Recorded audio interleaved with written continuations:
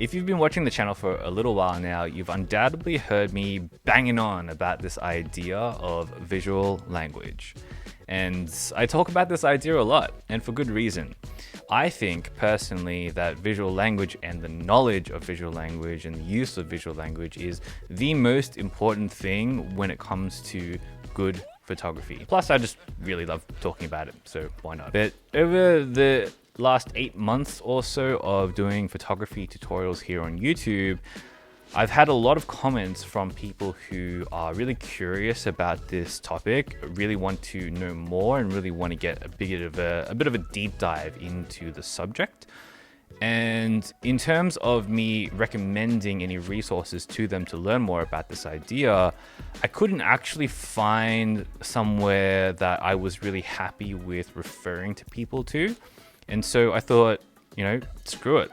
I'll just do it myself, and then I'll throw it on YouTube for you guys to view for free. And, here we have a series. So this series is all about visual patterns, and each one of these videos we will cover a single visual pattern one at a time. In every single one of these videos, I will introduce you to the concept of what it is, why you would want to use it, how you can potentially use it and spot it in the field, and then I'll show you examples on how I personally use it in my photography so that you guys can have a reference. And I can also give you examples on exercises that you can do in terms of how to actually put your newfound knowledge to use and start practicing these things and repping them out. So hopefully you find this useful, but to start with, I thought it'd be useful to recap what visual language is, what visual patterns are and how they work, and reintroduce this idea. But if you're already well versed in this idea because you've watched all my previous videos already, then skip over to the next timestamp. Okay, so what is visual language? Well, it's very similar to how spoken language works. So say, for example, in English, right, you have this idea of like words, and each word has a particular meaning. And when you combine words together, they form sentences, right? But the sentences have sometimes more meaning than the sum of their parts, more meaning than the individual sum of the words that are within them. And then from there, you have multiple sentences equal paragraphs, and then multiple paragraphs equal pages and stories and books, and on and on and on it goes. But the general idea here is that all of these structures are made up of individual singular words. And each one of those words has its own distinct pattern and its own distinct meaning. And photography is a lot like that. When you look at a photo, what you're seeing is the visual form of these paragraphs, these sentences, these words together. And these individual words themselves I define as visual patterns. And notice that they're called visual patterns. They're not called photography rules, as you might have come across on your journey. And this is important. It's important that we call them visual patterns and not photography rules, because the idea, the mental image of rules, especially the way that most people teach photography, is that these rules are meant to be broken, right? You've probably heard that so many times, but this is just really not true. Now, if we take the example of, let's say, complementary colors as a visual pattern, let's say it's blue and orange. Now, these two colors are on the opposite ends of the color spectrum, and thus they are contrasting, but the actual pattern here is that they're called complementary colors. Now, this is a visual pattern because it is something in the world that you can quite literally spot. You can quite literally be out in the field shooting and you can say, hey, this thing is blue or this thing is orange. And together, these two things, they look quite complementary in the color usage that's going on in this composition. And then, you might want to take a photo of that. This pattern has implied meaning when you spot it and when you use it. Photography rules, however, have this kind of mentality with it that if you somehow break these rules like everyone is supposed to break, then you're somehow kind of like a genius or like more adept at using this rule or whatever. But Do you know what happens when you break blue and orange and you have, say, green and orange? Well, they're no longer complementary colors. They no longer physically contrast one another on the opposite ends of the color wheel, on the opposite ends of the color spectrum. They have lost that meaning of them being complementary. And that's why it's dangerous to think about these things as photography rules, because when you do break them, they lose their meaning.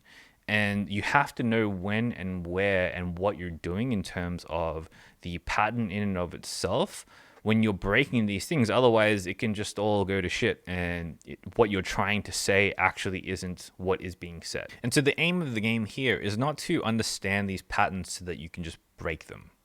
Rather, the aim of the game here is to amass as many visual patterns as you can and then combine them together. That is the secret sauce. That is what you're trying to do.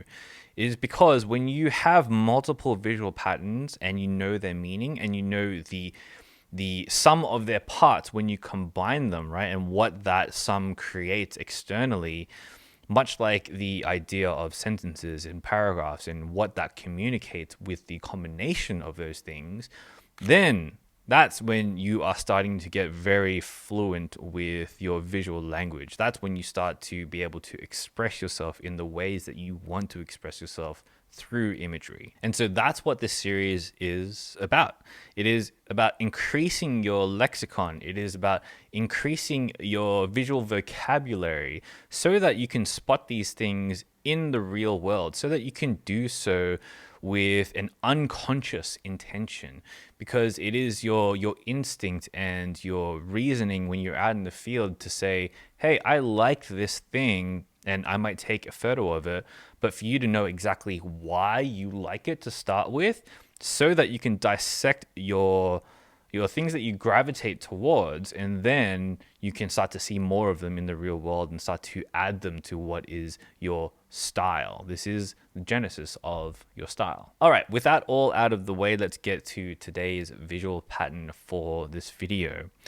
And this one is probably one of my top 3 favorite visual patterns ever, and I use it all the time, and that is frames. Now, frames is simply one or more elements that encapsulate or frame a subject. And they are great for focusing down the attention of the viewer to a subject that is of a higher visual hierarchy, a higher importance, right? Or they can also be used for things like removing distractions or creating symmetry or creating balance or introducing visual interest, leading the viewer's eye, and so much more. I love using this particular visual pattern because it's so abundant everywhere, and it always makes your compositions just that little bit more interesting. And once you begin to see frames in the real world, you don't unsee them. It's one of those things that really changes the way you approach photography and really look at photography, because frames are everywhere. They're through like every single door that you walk through, in your fridge when you get out food to eat, the people that are sitting next to a glass window on the train. They're literally everywhere. And that's why you can use them a lot, and you can train your eye to see them a lot. All right, so let's jump into Lightroom, and I'll explain a little bit about how I personally use frames in my work and some of the keys for using frames correctly and using frames effectively. All right, so I thought it'd be a good idea to start with this image because it's very obvious where the frame is, right? Of course, there is the major frame here, which is the very edges of this particular image versus the very central subject of the silhouette in the middle. And this is the obvious one. But what I wanted to introduce you to is this idea of what's called sub-framing. So there is this frame right here in this center window that frames the subject exactly in the middle. From here, there's another idea that I wanted to introduce really quickly, and I'll cover these in more detail in the following images that we're going to cover as well. But the idea of proportion. So it's very deliberate that this particular silhouette is on the very middle of the horizontal plane, but also the very middle of the vertical plane as well. And this ends up giving the image a little bit more balance and proportion and harmony when it comes to the overall composition. And these are little things that you can watch out for when it comes to framing your images. In this particular image, what I've done here is used frames as a very easy way to add more visual interest into the scene. So what I've done here is I've added all of this kind of area as additional sakura bokeh and this area as well. So I literally got behind a bush and shot this through the bush to frame the subject in this instance in the middle of the composition. And doing it in this way just adds that little bit extra to your images that is, in my opinion, a little bit more thoughtful when it comes to composing your images and just adds that little touch to it. So in this example, I have my friend Georgia sitting right here on the bench, and you can see there's a very natural framing going on here with the station that she's sitting on. But again, introducing the idea of proportion, I had her sit directly in the middle of this particular frame so that it would look balanced on either one of these sides. And again, this is a little bit of a big deal, and you can see the differences in people who approach framing with the idea of proportion in mind in their subframes versus the people who don't. And it's always, in my eyes anyway, this is like this restfulness and this balance and this harmony when it comes to subframes that are proportionally aligned. So again, just harken on that, but it's pretty important. So in this portrait of Now here, this is one of those examples where if you just shift your movement one step to the left or one step to the right or up or down, you can really boost your composition in a significant way. Right here, I intentionally framed Now's face in this particular triangle. And again, when it comes to proportions, notice how her eyes lead exactly to the middle of the triangle. This is very, very intentional. And it's also very easy to spot in people that do it intentionally as well. But again, there is this kind of harmony and balance when it comes to these proportions and these subframes that I want you guys to look out for. All right, so this image is pretty obvious. There's this main frame going on here. And in the edit, I try to accentuate that as well. But one thing, again, when it comes to proportion, I want you guys to really get good at, and I want to really stress, is that the proportion of Georgia's arms to the outside of this particular frame versus this side is very similar. I had her like sit in the dead center of this particular frame so that it would be proportioned in the way that looks the most pleasing. Same thing with this stingray up here.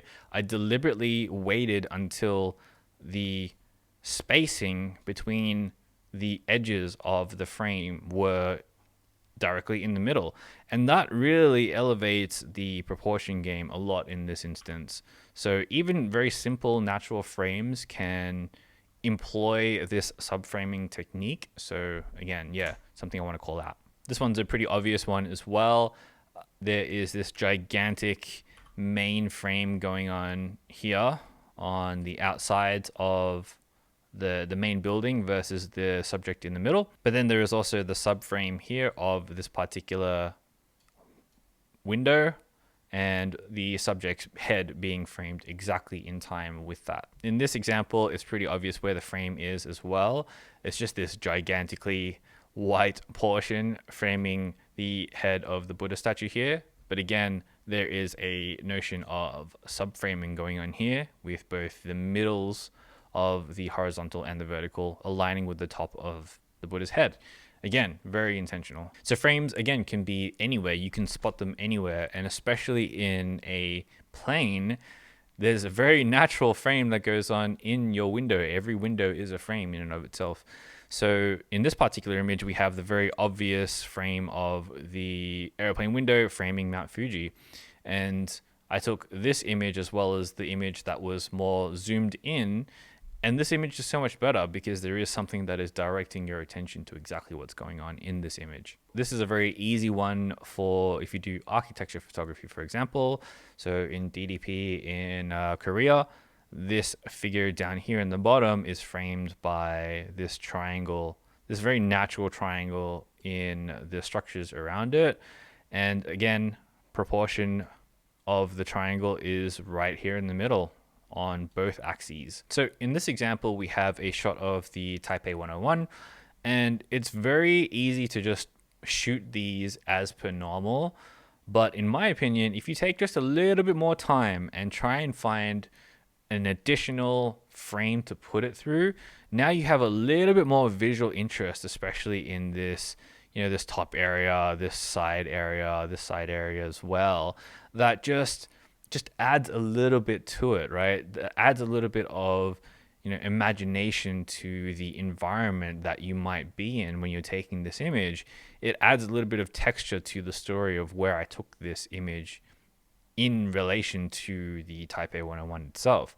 So look out for those in the real world as well. In this image of my friend Miyu, again, I'm using framing and then proportions to make sure that this image looks balanced. So there's obviously this particular main frame going on here from the gates behind her in the bokeh.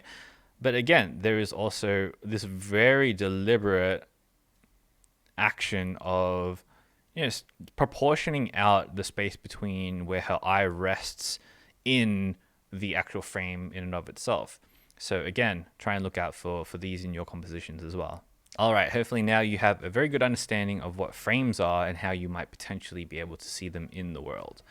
So the great thing about them is that in terms of practice, frames are everywhere, right? Like I've said so many times in this video already, and you can practice them wherever you are. Even in the seat that you're sitting in right now, you can probably spot a couple of frames in your current environment. That's how abundant they are, right? Using things like subframing and proportions, you can see whether things are in proportion, out of proportion, whether they are majorly framed or subframed. There's a whole bunch of different things you can see in your environment. But if you want more of a, practical, every single day practice, then it's quite simple. Get out there every single day and only take photos of frames. Every single shot you take, every single time you press that shutter has to be a frame. Try that for an entire week and see how it changes your photography over time. Get the reps in so that mentally you start to identify frames really quickly and all the time. That's the kind of subconscious intention that you want to get to. All right, that's it for this particular video. Thank you so much for watching the start of this brand new series that I'm really excited about. I've had a lot of fun thinking about what I wanted to teach in this particular series, so I hope you enjoy it. All right, that's it for this video. Hit that like button, subscribe, and all that good stuff. If you want to check out the community, check me out on Instagram, on Discord, and on Patreon. I'll see you in the next video, but until then, get out there and make something that matters. Peace.